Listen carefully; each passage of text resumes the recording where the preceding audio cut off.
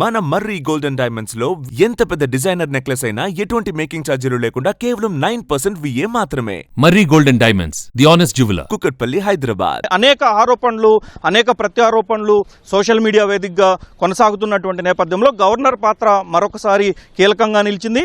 ఈ నేపథ్యంలోనే ప్రస్తుతం గవర్నర్కి సంబంధించినటువంటి విషయంలో ప్రస్తుతం మనతో మాట్లాడటానికి జంధ్యాల రవిశంకర్ గారు ఉన్నారు.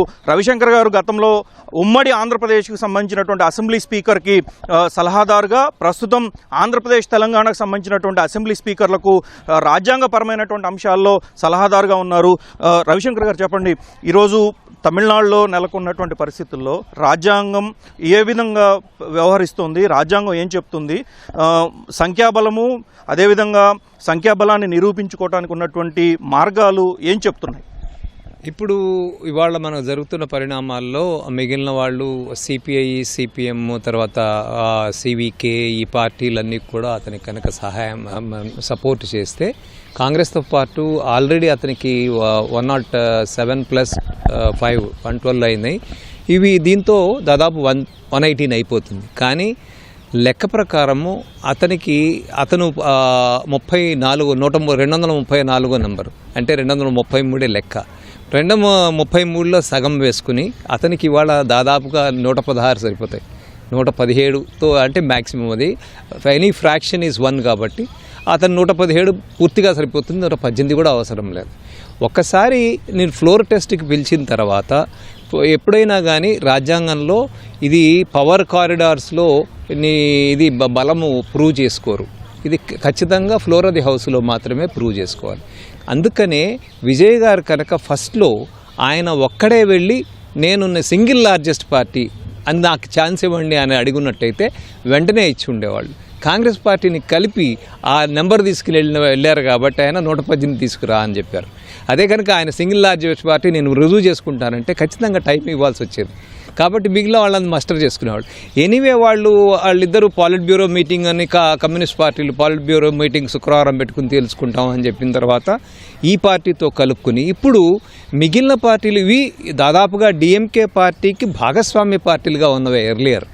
అటువంటి భాగస్వామ్య పార్టీలు దాదాపు కాంగ్రెస్, సిపిఐ, సిపిఎం వీళ్ళే వచ్చేసిన తర్వాత ఇప్పుడు మనకి మిగిలిన పార్టీలు ఏవైతే ఉన్నాయో ఆ పార్టీలు విజయకాంత్కి సంబంధించిన వాళ్ళ పార్టీలు అన్నీ వచ్చేస్తాయి.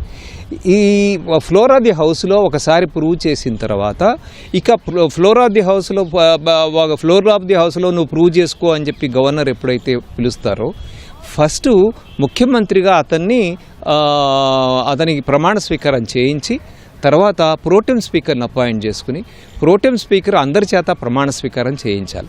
ప్రోటెం స్పీకర్ ఎప్పుడైతే అందరి చేత ప్రమాణ స్వీకారం చేసుకుంటారో ఆల్రెడీ ఎన్నుకున్న ఎవరైతే అసలు స్పీకర్ ఉంటారో వారిని మళ్ళీ తీసుకెళ్ళి అందరూ పైన కూర్చోబెట్టిన తర్వాత ఫ్లోర్ టెస్ట్ జరుగుతుంది. దీనికి వాస్తవానికి గవర్నర్ దగ్గర పూర్తి స్థాయి మెజారిటీ నిరూపించుకోవాలన్నా, లేదు అసెంబ్లీలో మీరు చెప్పిన విధంగా అసెంబ్లీలోనే ఫ్లోర్ టెస్ట్ చేయించుకోవాల్సిన అవసరం అంటే రాజ్యాంగం ఈ విషయంలో స్పష్టంగా ఏం చెప్తుంది?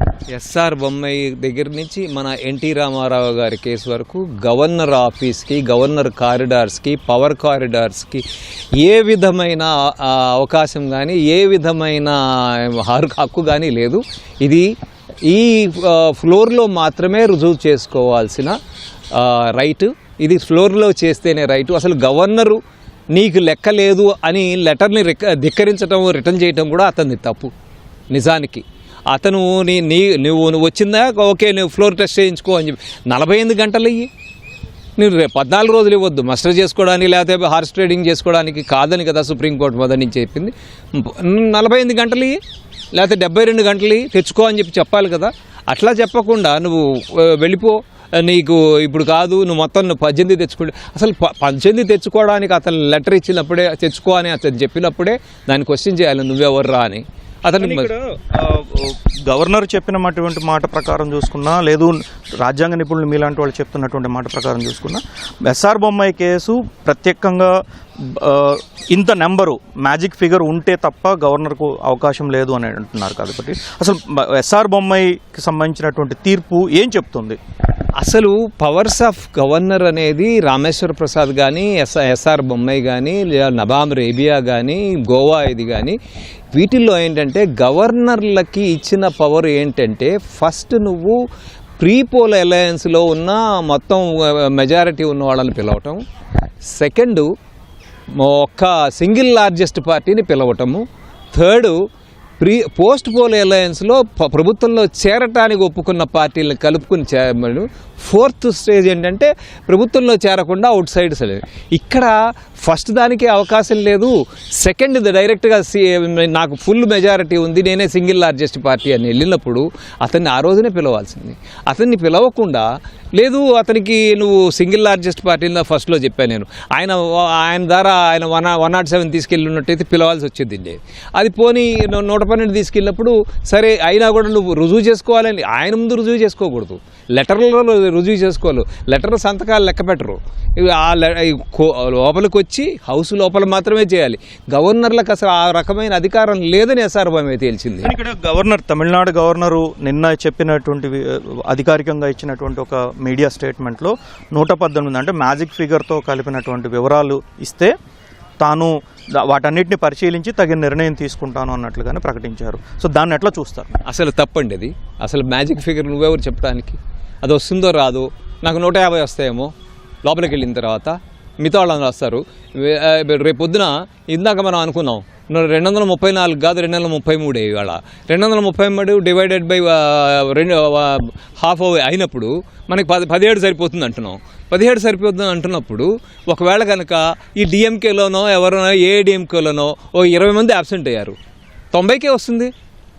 నువ్వు అసలు 118 తీసుకురామని చెప్పాల్సిన అవసరం ఏం లేదు. Single largest party. మాట నేను ప్రత్యేకంగా మీరు ఈ మాట అన్నారు కాబట్టి అంటే 118 లేదా హాజరైనటువంటి సంఖ్యా బలం అంటున్నారు. నిజంగా హాజరైనటువంటి సభ్యుల నుంచే సంఖ్యాబలం తీసుకోవాలా, దాంట్లో సగం తీసుకోవాలా, లేదు మొత్తం అసెంబ్లీలో ఎంతమంది అయితే 234 లేదు ఒక సీట్ నుంచి విజయ్ రిజైన్ చేశారు కాబట్టి ఎలక్ట్ అవ్వకుండానే రిజైన్ చేశాను అని చెప్పని అన్నారు కాబట్టి సో ఆ నేపథ్యంలో దాన్ని అసెంబ్లీకి హాజరైనటువంటి సంఖ్యాబలంలో సగం తీసుకుంటే ఏది ప్రయారిటీ? మనకి ఒంట్లో బాగుండదు కదా, ఒక 50 మంది రారండి, స్వేరింగ్ చేయరు, వాళ్ళు ఓట్ తీసుకోరు. ఓట్ తీసుకొని వాళ్ళు ఎమ్మెల్యే కాదు. ఎమ్మెల్యేలు కాని వాడు నీకు ఓటేసేది లేదు కదా, ఫ్లోర్ టెస్ట్ అసలు సంబంధమే లేదు కదా. 10 మంది ఒంట్లో బాగుండకపోవచ్చు, 10 మంది ఊరికి వెళ్ళి ఉండొచ్చు, రాలేకపోయి ఉండొచ్చు, రకరకాల కారణాలు ఉండొచ్చు. అప్పుడు ఎవరైతే అటెండ్ అయ్యారో వాళ్ళల్లోనే ఫ్లోర్ టెస్ట్ కదా, వాళ్ళల్లోనే చేతులు ఎత్తమంటారు, వాళ్ళల్లోనే తలలు లెక్కేస్తారు. హెడ్ కౌంట్ అంటారు, లేకపోతే మూజుబా అని అంటే ఒక నోటి మాట మూజుబా అని అంటారు, మూజువాణి ఓటు అని మనం తెలుగులో ఉంటాం. అది అక్కడ సింపుల్గా హ్యాండ్స్ రైజ్ చేస్తారు, అయిపోయిందని వాళ్ళు ఐజ్ ఆర్ హ్యావ్ ఇట్ అని చెప్పుకుంటారు. ఇక్కడ డైరెక్ట్గా ఎవరైతే అటెండ్ అయ్యారో ఇతనికి ఎప్పుడైతే నువ్వు 34 కాదు ఒకటి తగ్గిపోతే 33 అవుతాయి అనుకున్నప్పుడు 10 మంది రాకపోతే 23 అవుతుంది. 23 అయితే దాంట్లో సగం అంత 12 నీకు వచ్చేది పోతే 112కి అయిపోతుంది, 24కి 224 వస్తుంది. కాబట్టి లోపలికి వెళ్ళిన వాళ్ళు ఓటు తీసుకున్న వాళ్ళలో దాంట్లో 50% నీకు కావాల్సింది అది లెక్క. అది ఆ లెక్కరికి ఇప్పుడు ఖచ్చితంగా అతనికి ఉంది. అతను 2 కాబట్టి ఇవాళ 33 233 కిందే లెక్కేస్తావు. Thank you sir, thank you so much. So ఇది రవిశంకర్ గారు చెప్తుంది. సభకు హాజరయ్యి ఓటు తీసుకొని అంటే ఎమ్మెల్యేగా ప్రమాణ స్వీకారం చేసిన తర్వాత వారందరూ ఓటింగ్కి హాజరైతే ఆ ఓటింగ్కి హాజరైనటువంటి సంఖ్య తర్వాతనే సంఖ్యాబలం ఆధారంగా ప్రభుత్వానికి సంబంధించినటువంటి ఓటు నమోదవుతుంది. ఎంతమంది మద్దతుగా ఉన్నారు, ఎంతమంది వ్యతిరేకంగా ఉన్నారు అనేది నమోదవుతుంది. సో ఈ నేపథ్యంలో గవర్నరు ఇన్ని రోజులు నాంచాల్సిన అవసరం కానీ, నీ బలాన్ని నా దగ్గర నిరూపించుకొని చెప్పాల్సిన అవసరం కానీ లేదు అని చెప్పి న్యాయ నిపుణుడిగా ఉన్నటువంటి జంధ్యాల రవిశంకర్ చెప్తా ఉన్నారు.